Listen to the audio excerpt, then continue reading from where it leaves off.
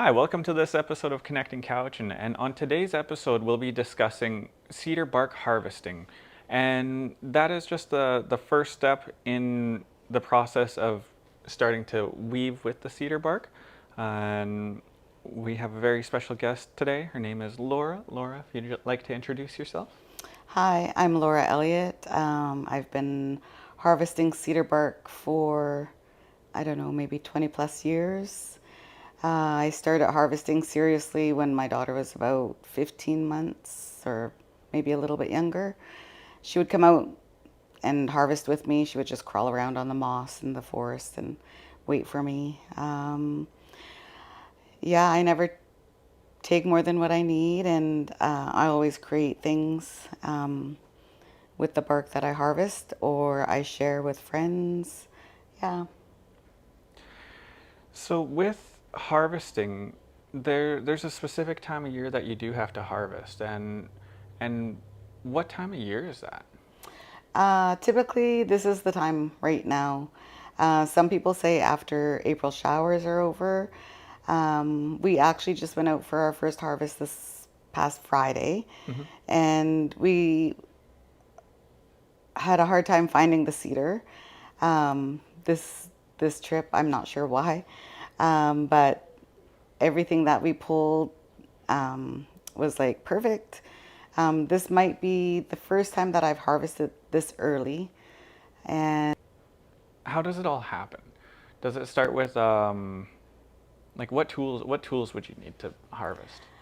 well, our probably non-traditional tools that we use is we each have a hatchet, and um, we we go find the trees. We take from the trees that aren't too old, so the outer bark isn't too thick, and then we probably knee level.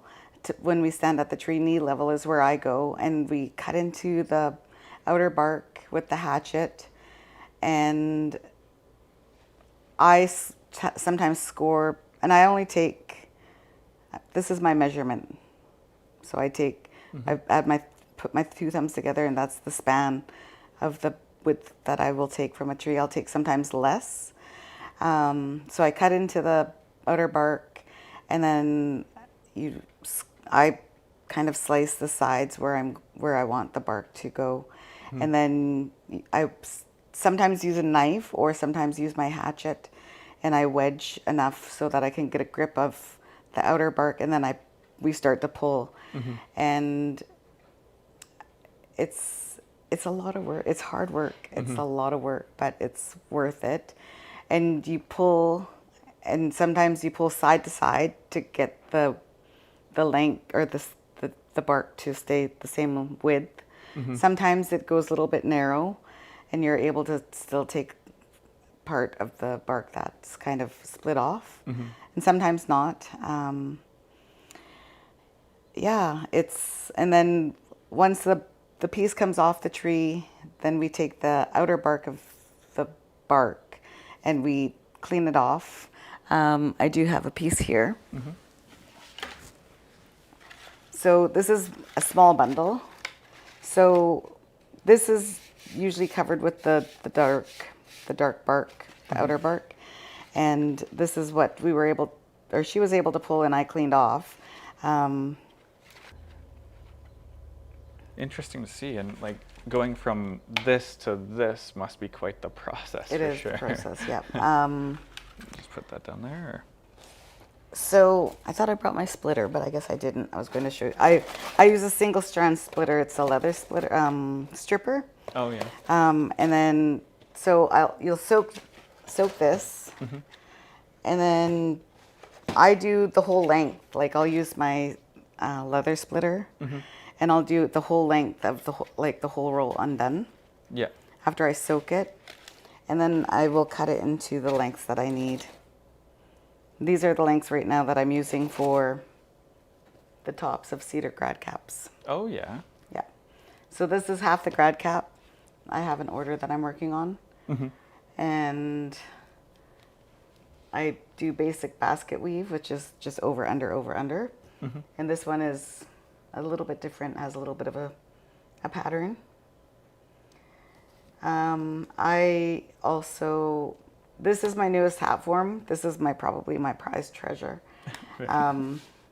I always wanted a wooden hat form.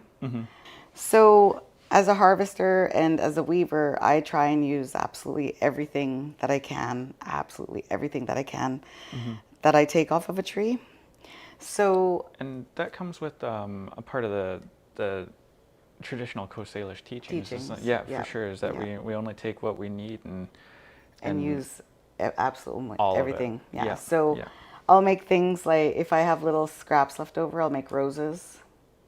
Um, just little pieces that are left together, I'll just put them together as roses. And most recently, I was given this to use to make little cedar hat decorations. Oh yeah.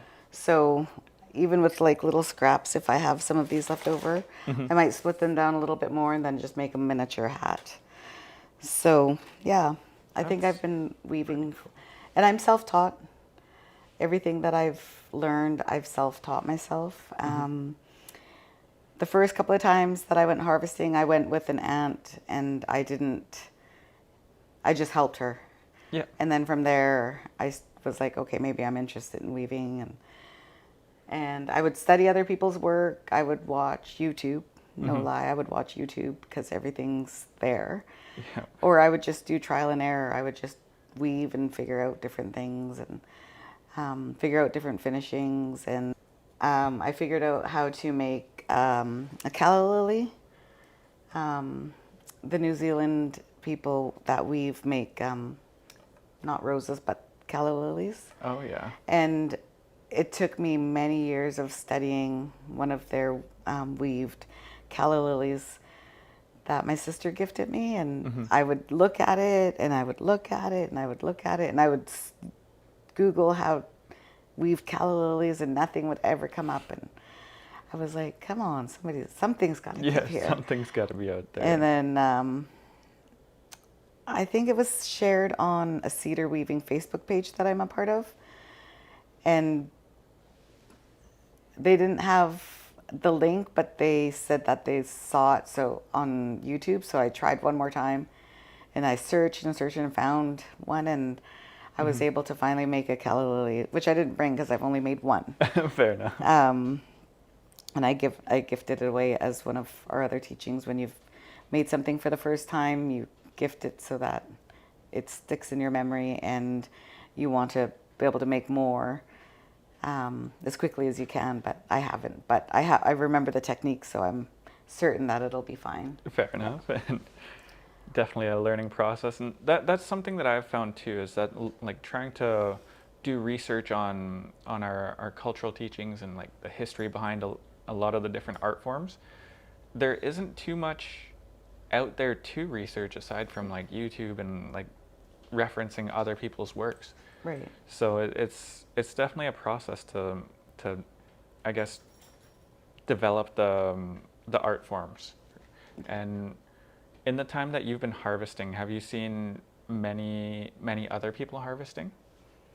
In all the years that I have been out in different mountains harvesting, I have never seen any other harvesters out there. But Really? I have seen that they've been out there. Yeah. Because there's trees that have strips that have been taken from the tree, but I have never bumped into other harvesters while I've been out, which is surprising to me. Yeah.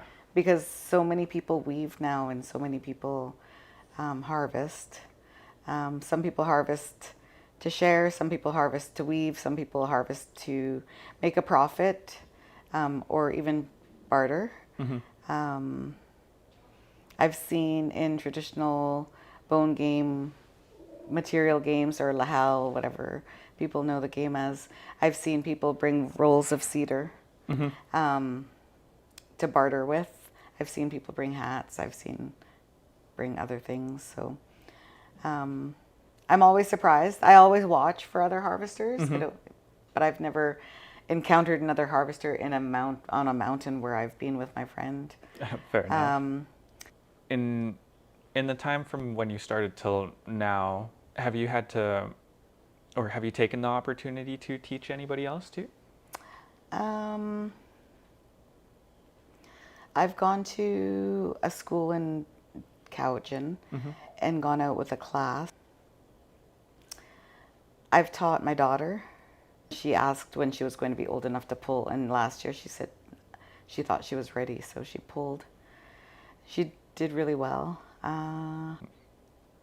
Because one of the other interviews that I ended up doing was on knitting, and when I had asked them about if they had the opportunity to teach others, they were like, there's not too many people as interested, and to hear about the amount of people getting into weaving and seeing the different groups popping up for it, it makes me feel optimistic about it, because there's more people putting time and effort into the art form, and you can see it growing, and that's ideal for our culture, because you want to see it grow. It is, yeah. I can get lost in weaving. Like, I have to set timers to remind myself to go and pick up the kids from school, because once I get going, I'll just keep going and keep going. It used to take me a long time to make something, but now I can make, if I have all the strips prepared, I can make a hat probably in 4 or 5 hours. Oh, really? Yeah. That's pretty quick. If I have all the strips. But I get, like, it's so exciting to me to start preparing, like, cedar to strip or to create with, that I'll get probably this much done in like long length, and then I'll be like, oh, that's enough to start the top of the hat. Yeah. And I'm just going to go, and then once I run out of strips, I'm like, oh, now I have to sit and strip again. Yeah. It's really a technique, because this is a little bit thick. This is thick. And then once it's soaked, you can probably split this in half again to make it a little bit thinner, more pliable to work with. And once they're stripped, like they're in strips like this, you only have to soak them for just a few minutes to be able to make them pliable enough to weave. Oh, yeah. So I guess starting off from this, you end up soaking it, and how long do you soak them for? Well, I probably would soak this small bundle for probably a few hours. Oh, okay.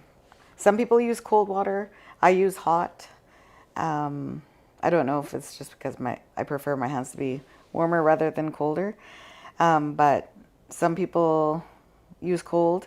My friend has a huge galvanized pail outside on her back deck, and she just catches the rainwater and she just throws hers out there and waits for it. And then, whereas I use my kitchen sink usually. And some people bundle theirs different. Like, I bundled mine in circles. Yeah. Because I use my kitchen sink. She has the wider, and some people will bundle in like a longer. Like a longer loop.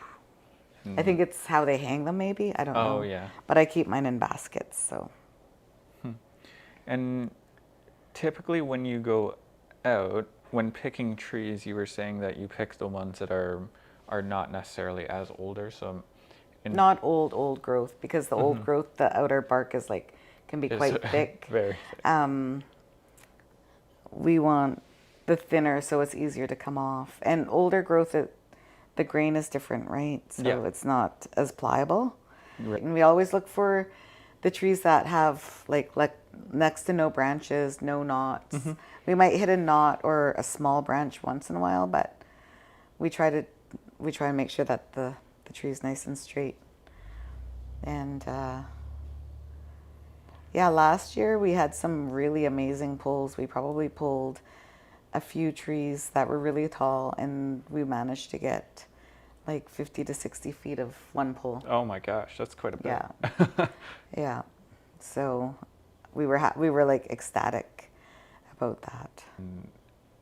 It's all about like learning about the process and trusting the process, and it's been a fun journey so far, and like getting to learn the different parts of the different art forms, like carving and knitting, and now getting into weaving. And I think the next one I want to do is on fishing and like smoking fish. Smoking fish. Yeah.